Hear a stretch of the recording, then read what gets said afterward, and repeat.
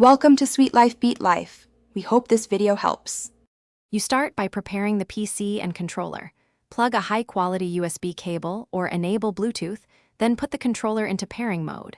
Install or update drivers and make sure Windows recognizes the device in Settings, Devices. Once done, launch Ubisoft Connect as administrator so Siege respects input.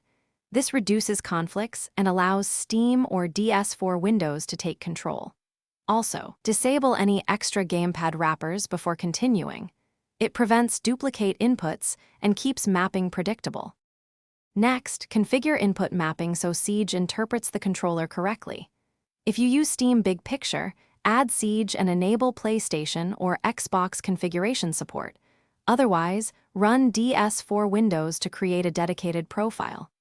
Map left stick to movement, right stick to aim, triggers to fire/ADS, and D-pad to quick commands. Adjust dead zones and sensitivity. Aim for about 5 to 10% dead zone and moderate sensitivity for recoil control. Once mapped, save the profile and finally open Siege and choose the controller layout in Settings. You want a hybrid or custom layout that matches your mapping. Test shooting, aim down sights, sprint, and melee. Adjust sensitivity and aim assist until the feel is consistent. Use small changes, test several rounds.